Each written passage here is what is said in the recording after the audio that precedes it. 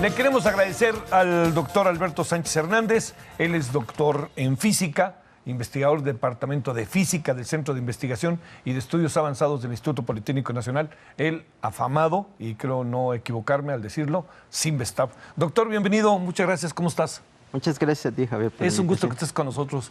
Oye, a ver, me decías que eres de Puebla. Sí, de la Sierra Norte de Puebla. De la Sierra Norte, y ahorita platicábamos de la frontera con Veracruz, casi. Sí, casi, ¿no?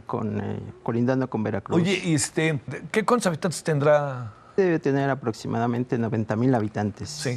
Pero en los tiempos en los que yo vivía por allá, rondaba 40,000, entre 35 y 40,000 habitantes. Oye, ¿qué hacías de niño? Pues digo, porque no, digamos, cuando ya vienes acá, pues es una diferencia monstruosa, monstruosa, fea, incluso, Claro. ¿no? Sí, bueno, normal. O sea, yo era un niño normal que nunca pensé que en algún momento pudiese dedicarme a la ciencia. Ciertamente desde la primaria yo descubrí que tenía cierta habilidad para las matemáticas. A ver, que ¿cómo lo descubriste? O sea, ¿eras de los aplicados del salón o cómo funcionaba eso? Digamos que sí. Sí. En el primer año de primaria yo pasé así normal, como cualquier niño, jugando y todo, sin mayor preocupación. En el segundo año, mi papá ¿De primaria? De primaria. Por cuestiones de trabajo tuvo que venir a la Ciudad de México y trajo a toda la familia con él. ¿Cuántos hermanos son? Somos 6. 6. Ajá. En ese entonces solo éramos 5, ¿no? Sí. Nos trajo a todos. Pero, y nos inscribieron a la escuela aquí y todo. Había iniciado el curso, entonces por razones de su trabajo y todo, lo que iba a hacer ya no se concretó. Él es albañil, obrero. Sí, obrero. Ajá. Trabajador de la construcción. Fue trabajador de la construcción. Sí. Pero desde ese entonces ya era capataz en las obras. Sí, Ajá. sí, sí. Entonces lo traían de aquí para allá, ¿no? Y entonces vino acá a la Ciudad de México. No se hizo el proyecto. No se hizo el proyecto, se interrumpió por alguna razón. Y entonces tuvimos que regresar al pueblo, ¿no? Sí. Y eso ya era, digamos que por octubre, noviembre, una cosa así. No, pues entonces, llevabas un mes. Ya, 2 meses prácticamente de inicio de clases. Sí. Entonces, mi mamá fue a buscar una escuela donde me pudiesen admitir. Y la única en la que nos admitieron fue en donde, por cierto, habíamos hecho la primaria en el primer año, ¿no? Sí. Pero en ese curso, el profesor dijo, sí, lo admito, pero tiene que ponerse a estudiar por sí solo. Yo no me voy a detener a explicarle lo que yo ya enseñé. Oye, Sí. Bueno, y le pasó lo mismo quizás a tus hermanos. Sí, bueno, claro. solamente un hermano. Los otros eran más chicos. Los otros eran más chicos, yo soy el mayor de todos, Sí. ¿no? Y entonces, en la primera clase él dijo, tenemos un nuevo compañerito, les voy a explicar cómo hacemos las multiplicaciones. Y le explicó ahí brevemente y nos puso un ejercicio, ¿no? Primer ejercicio yo no tenía ni idea, y entonces dice, te pones a estudiar porque no me voy a detener a explicar. Ya sí, ya lo sé, ya me lo dijo, ¿no? Y me dio mis libros y todo. Y yo muy contento regresé con mis libros. Me puse a revisar y no, pues en los primeros días no entendía yo, porque acá iba, a pesar de que iba en el mismo grado y todo, era muy lento, ¿no? El proceso todavía. Entonces los alcanzabas. Allá estaban ya bastante avanzados. El profesor mira. era iba bastante rápido. Era de los profesores que me cuentan que fue profesor de mis tíos mayores, ¿no? Entonces era de los primeros, ¿no? Ya estaba por jubilarse, ¿no? En ese entonces. Y yo seguía leyendo y todo, y me gustó. Bueno, me gustaron las matemáticas, ¿no? La historia y todo, español y todo eso, no. Me costaba trabajo, Yo era al revés. Sí. Y aprendí a multiplicar, a dividir y todo. Y también lo hice, que al final de ese curso fui el mejor estudiante de él. No, ¿qué es, doctor? No había de otra, que tenías que hacer lo que tenías que hacer. Oye, Sí. Cuando viniste a la Ciudad de México, así aunque haya sido poco tiempo, ¿te sentías en buen nivel de preparación de lo que habías aprendido allá en el pueblo? Sí. Y estando aquí en la Ciudad de Sí, México, sí. era bueno el nivel en la escuela. Sí, la escuela en donde yo estudié era de las primeras, sino que fue la primera escuela en el pueblo, ¿no? Sí. Allí habían mis familiares habían pasado por ahí, por esa escuela, ¿no? Aunque en ese entonces, y creo que hasta la fecha ya, en el turno, porque tenía 2 turnos, Sí. en donde yo estudié, estaba un poco descuidado, ¿no? Ujú. En el sentido de que ahora, bueno, eso en su momento yo no me di cuenta, ¿no? Pero ahora sí me doy cuenta, ¿no? De que los profesores no tenían que cubrir doble turno, daban clases en la Sí, agotados, secundaria, sí. como Entonces, les de pasa a repente no teníamos clase, cosas así, ¿no? Sí. Esto era muy descuidado en ese sentido, ¿no? Sí. Pero pese a eso, nivel. el nivel estaba así. Oye, ¿has regresado? ¿Regresas seguido al pueblo o no? Sí, lo visito por lo menos una vez cada 2 meses, una cosa así. Qué bien. Sí, toda mi familia vive allá. ¿Cuánto haces de aquella? Aproximadamente 2 horas 2 horas. manejando. Sí, me imaginaba 2 horas. Sí, sí, sí. Oye, la otra cosa, doctor, ¿y cómo te ven ahora? Que eres un destacadísimo doctor en física allá en el pueblo. Y bueno, yo no sé si a decirle pueblo todavía o ya ciudad, ¿no? Es ciudad. Ciudad, sí, ¿no? sí, sí. O sea, Pues normal, o sea. ha de ser un orgullo en el mejor sentido de la palabra, no te echo porras gratuitas, pues. Pues sí, algunos me hablan y todo, y tratan, algunos de los que fueron mis profesores todavía, que en la secundaria, inclusive, que luego me los llego a encontrar y todo, no, me saludan el doctor y todo. Digo, no, yo soy Alberto y Sí, nada más, ¿no? Oye, y si vas, danos una clase, ¿no? O algo así han de decir. No necesariamente, pero sí, o sea, a ver cuándo nos platicas qué es lo que haces. Sí, todo claro. eso, sí. A ver, siendo que son las matemáticas tu fuerte, te dedicaste a la física. Sé que tienen que ver la física con las matemáticas, pero uno imaginaría que hubiera sido matemático o actuario o algo así.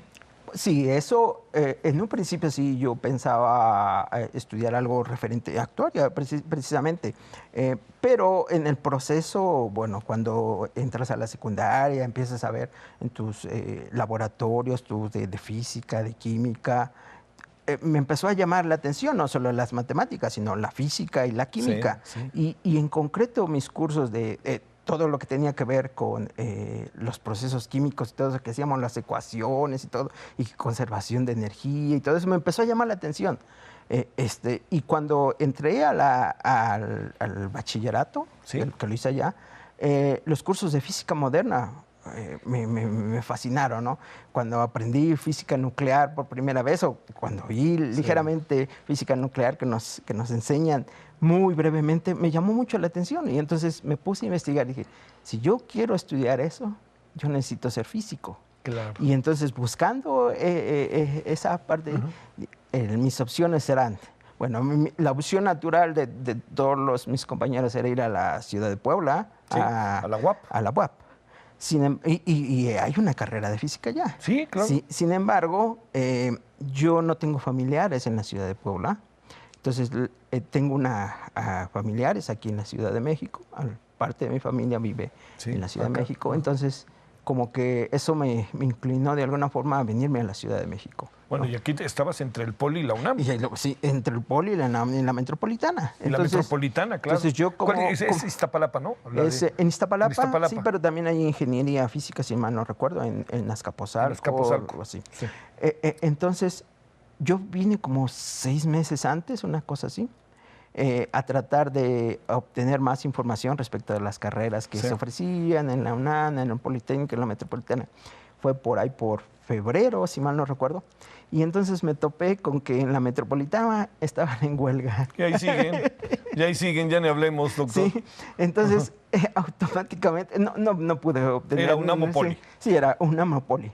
Fui a las instalaciones de UNAM, son impresionantes, ¿no? Te bajas del metro, avenida Universidad, y lo primero que ves es el edificio enorme, donde ahora sé que está el acelerador, ¿no? El acelerador, claro, el Van der Graaf que tienen ahí, ¿no?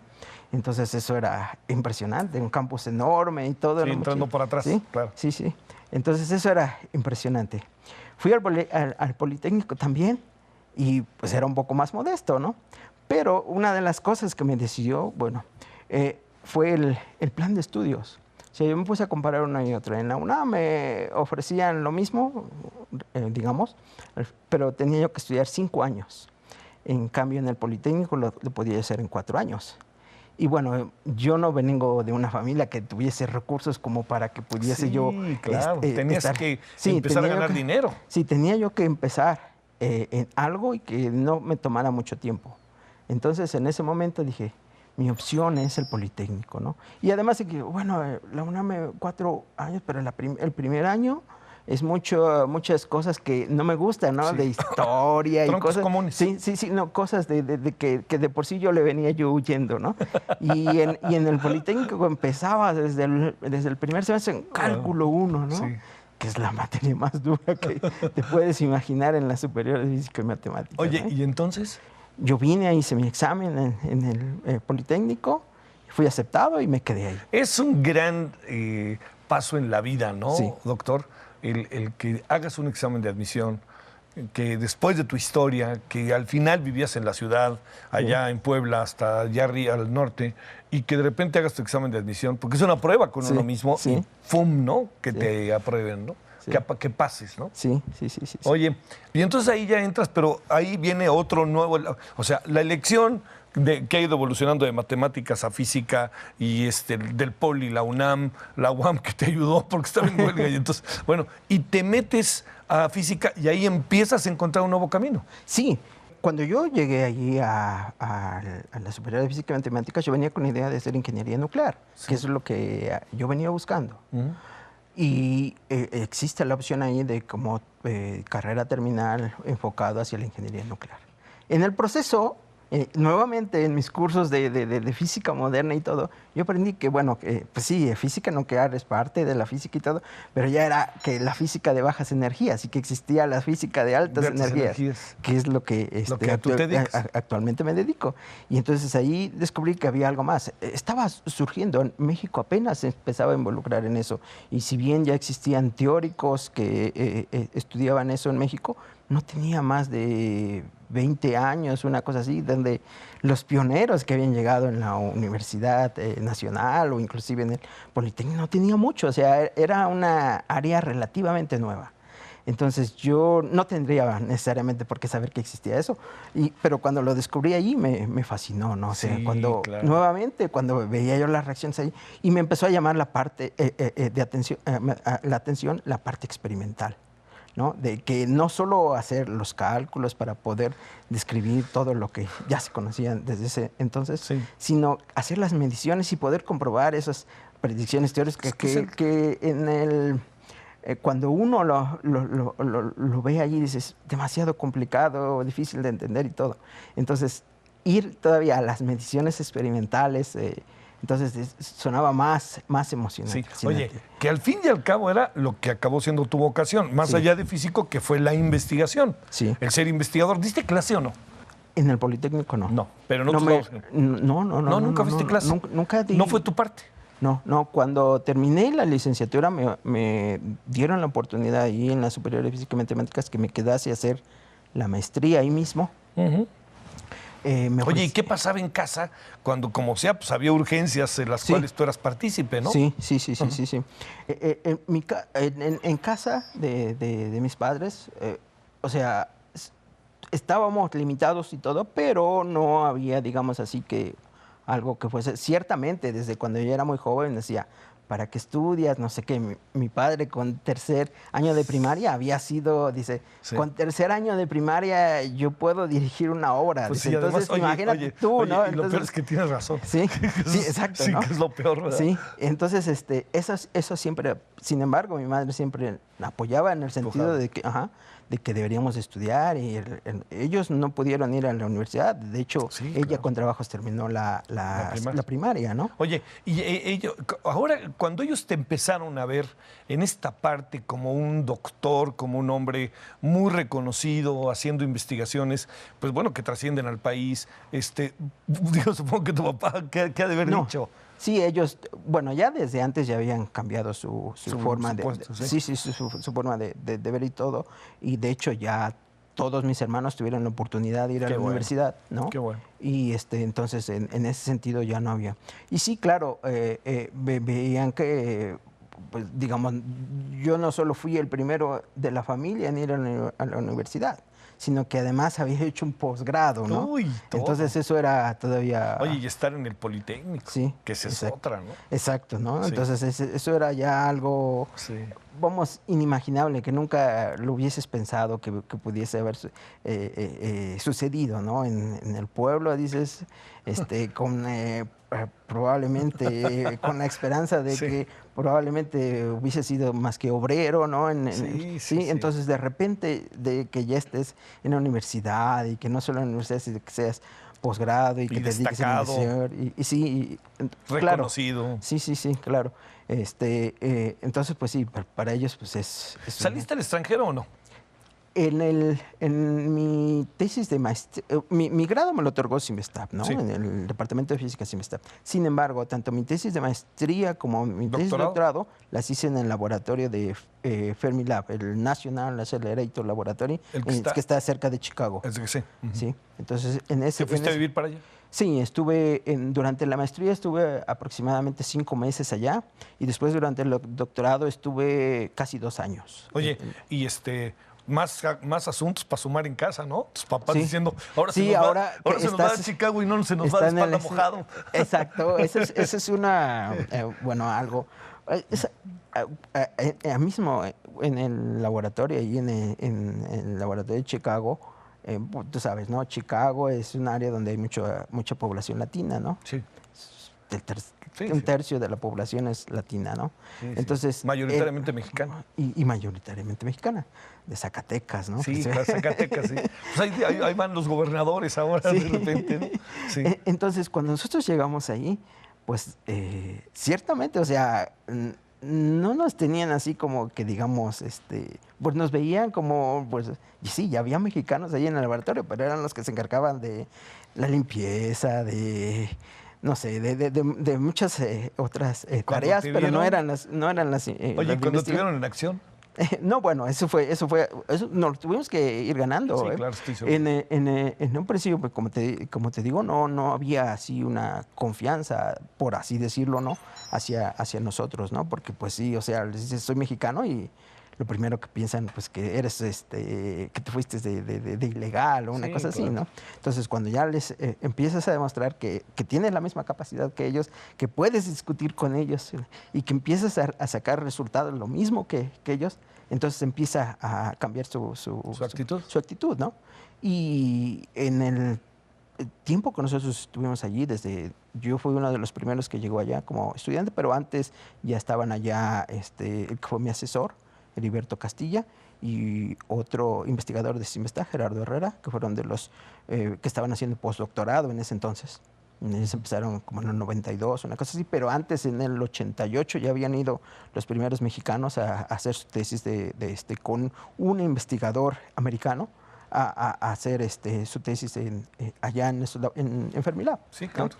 Entonces, nosotros fuimos ganando confianza de todos. Sí, ganándose la confianza de todos. Y desde ese entonces hasta el momento en que terminó el experimento, bueno, no, el doctorado no, digo, porque después continúa haciendo investigación. Claro, sí. Cuando terminó la investigación 2011 aproximadamente, que fue cuando el colisionador terminó, entonces nosotros ya teníamos una reputación ahí. ¿no? Ya era el grupo de CIMBESTAB, así. Qué bien. De los mexicanos, el grupo de CIMBESTAB de los mexicanos. ¿Cuántos habría? Bueno, como investigadores terminamos 2 solamente, ¿no? Que es que fue mi asesor, Heriberto Castilla, y yo, en ese experimento, en el experimento de 0. Pero a lo largo de todo este tiempo, pasaron por ahí aproximadamente 15 estudiantes de doctorado. Mira. ¿Y ¿no? la mayoría del CIMBESTAB? Sí, de CIMBESTAB, del Departamento de Física CIMBESTAB, la mayoría de ellos. Ya que hubiesen sido estudiantes de Heriberto o que hayan sido estudiantes míos. ¿no? Sí, entonces claro. ya pasaron aproximadamente 15 estudiantes de doctorado. Oye, a ver, aquí viene sé que constantemente lo haces, pero exactamente qué haces. A ver, ahora sí que si me permites, sé que son conceptos y cosas que de repente son difíciles de asir, ¿no? Para uno. Pero a ver, si te lo dijera como dicen, con peras y manzanas. Sí. ¿Cuál es tu chamba? ¿Qué es lo que vienes haciendo y qué es lo que estás ahorita haciendo allá en CIMBESTAB? Sí. nosotros nos dedicamos a tratar de responder las preguntas un tanto filosóficas que nos han hecho. ¿De qué estamos hechos? ¿De qué está hecha la materia? ¿Y qué la mantiene unida? ¿Cómo interactúa? ¿Cuáles son las fuerzas que las mantienen unidas? Para eso, pues nosotros usamos los aceleradores de partículas, que en donde tratamos de simular las condiciones que se dieron origen a unos instantes después de lo que se conoce como el Big Bang, ¿no? Sí. O sea, esto que está aquí, a nuestro alrededor, ¿por qué se mantiene como se mantiene? Sí, ¿por qué se mantiene? ¿Cómo está constituida? Y cómo es de que se lleva a cabo la interacción entre esos entes elementales para constituir lo que tenemos, lo que vemos alrededor, ¿no? Sí, que vemos y no vemos, ¿no? Que está sí, ahí lo que vemos y no vemos claro, exactamente, ¿no? Bueno, solamente vemos el 4% de lo que realmente sí es. Solo vemos el 4%. Sí, es. Wow. Es la materia visible que nosotros conocemos es del orden de 4%. El resto es lo que se conoce como materia oscura o energía oscura, que eso sabemos de las cuentas, nos dicen que está ahí, pero no somos capaces de verlos, ¿no? Porque digamos que no emiten luz o radiación electromagnética que podamos medir. Pero sabemos que está ahí porque, pues, nos falta, ¿no? Sí. Las cuentas no nos dan. No nos dan las cuentas. Y entonces, eso es lo que... Sí, nosotros estudiamos los constituyentes básicos de eso. Justo, o sea, cuando digo que hacemos colisionar las partículas y las llevamos hasta el momento, unos instantes después del Big Bang, en donde nosotros, de acuerdo a las teorías o la física que conocemos, que puede explicar qué es lo que se produce, que se producieron ahí, ¿no? O sea, en donde surgen los quarks, los electrones y todo, ¿no? Y empiezan a interactuar y después de cierto tiempo empiezan a formar los átomos, posteriormente las moléculas, estrellas, etcétera, hasta evolucionar hasta el momento en que conocemos actualmente. ¿Somos materia? Sí. De toda esa evolución, pues estamos hablando de 13.7 mil billones de años, ¿no? Sí, claro. Entonces Oye, pero al final tenías que ponerte a estudiar historia también. Sí, exacto, que no me gustaba, ¿no? Sí, que no te gustaba, ¿no? Sí. Oye, a ver, ¿y eso a qué nos lleva? Nos lleva a conocernos, a nuestro origen. A tener un entendimiento mejor del universo, ¿no? De todo lo que nos rodea. Y eso es digamos, la pregunta básica que estamos tratando de responder, ¿no? Sí. Entonces. Oye, la fotografía del hoyo negro, ¿para ti qué fue? Bueno, no podemos llamarla exactamente fotografía, porque una fotografía significa luz, ¿no? Sí. Y de un hoyo negro no emite luz, ¿no? Bueno, entonces la imagen del hoyo negro. Qué bueno que me dijiste eso, porque entonces he estado bastante equivocado. Tienes razón, es una imagen, es una fotografía, porque la fotografía te daría una luz ante la oscuridad. Ajá. No, eso es digamos, otra forma de atacar el mismo problema, ¿no? Sí. O sea, podemos tomar dos aproximaciones. Una es mirar los objetos enormes que están en el universo, ¿no? Todo donde podemos ver con los grandes telescopios, radiotelescopios, ¿no? Porque ya no son ópticos, sino ahora son de otra frecuencia que va más allá del visible. Como el que tienen allí en Puebla. Como el que está en Puebla, en la Sierra Negra, ¿no? La Sierra Negra. Ajá. Entonces, pues eso es una aproximación. Ver los objetos, ¿qué significa? O sea, nosotros estamos viendo lo que sucedió hace muchos años, ¿no? En concreto, este agujero negro que está a 55 millones de años luz, ¿no? O sea, entonces,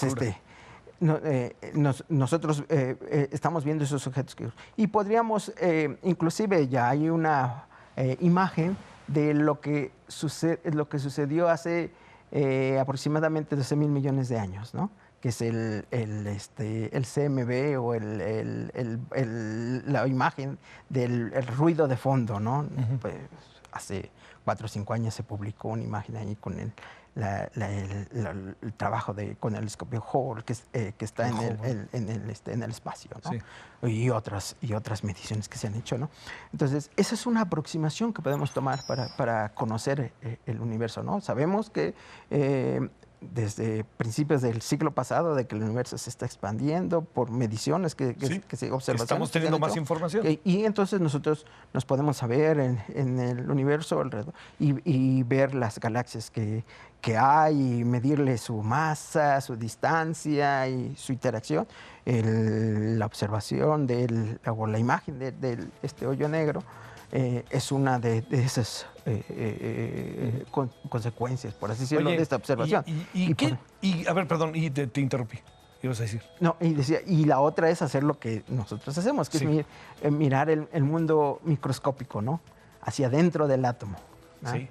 Y ahí entender la otra parte, de dónde venimos. De dónde venimos. Nosotros podemos pasar esa barrera que las observaciones astronómicas tienen, ¿no? De que es aproximadamente 2.000 millones de años luz. Nosotros podemos esa barrera, porque nosotros podemos ir más a unos instantes posteriores al Big Bang que nosotros... A la gran explosión. A la gran explosión. Oye, para cerrar, estamos lejos de millones de cosas, ¿verdad? Del conocimiento, ¿no? Sí.